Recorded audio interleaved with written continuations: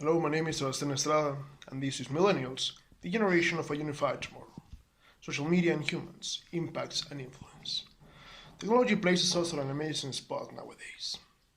Fifth generation of communications where we find ourselves connected within a massive network, brilliant research about illnesses and investigations about how to treat a problem, how to direct an issue within society, how to solve this issue, that issue. A travel to the nearest planet. Thankfully, we have a brilliant CEO, right?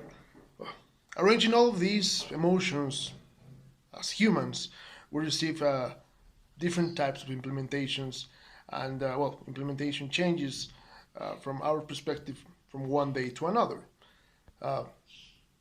Needless to say it, we become more than simple actors as we analyze our lives and our life resolution processes at an early age. Well, here is where advertising companies reach the summit within social media. From us, at an early age, the perception of what we used to be changes our world perspective. Emotions, needs, of course, and, relatives. The scenarios where we interact with this technology and the newest generations that interact with the society at the same time are meant to be in a proactive way. Millennials, by instance, include a tendency that changed the society's traditions continuously.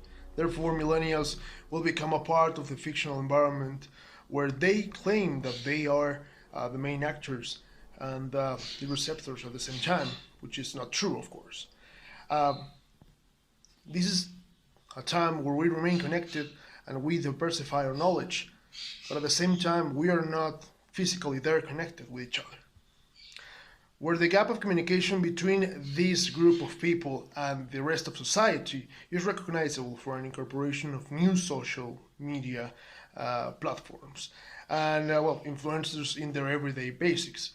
According to addictioncenter.com, it's proven that we spend more time within our cell phones, our videos, our tablets, our laptops than sleeping. This is where we are facing a problem.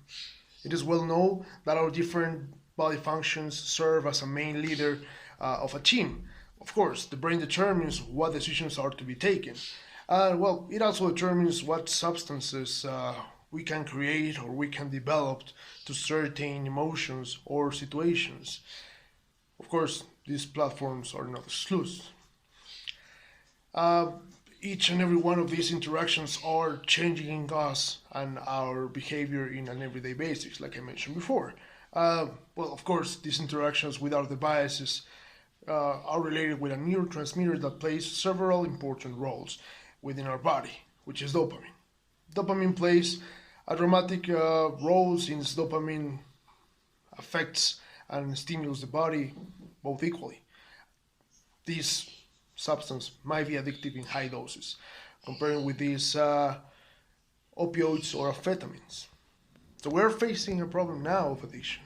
Well, essentially, for me to tell you guys, the problem is the exposure of young men and women to social media platforms.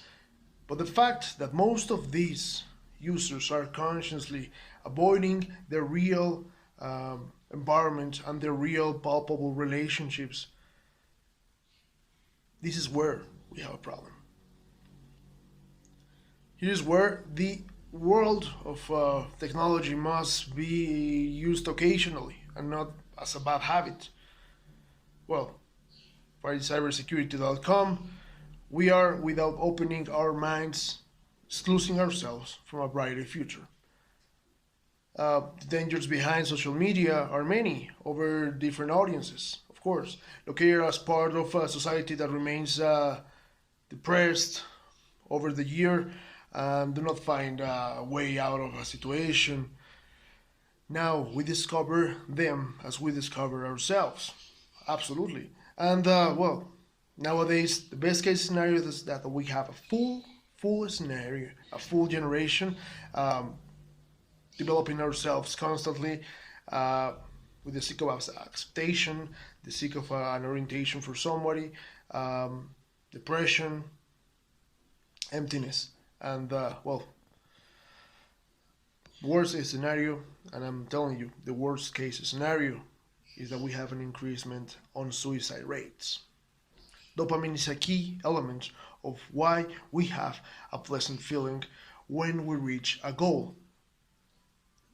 Maybe that goal is a message, maybe a notification next day, maybe a like.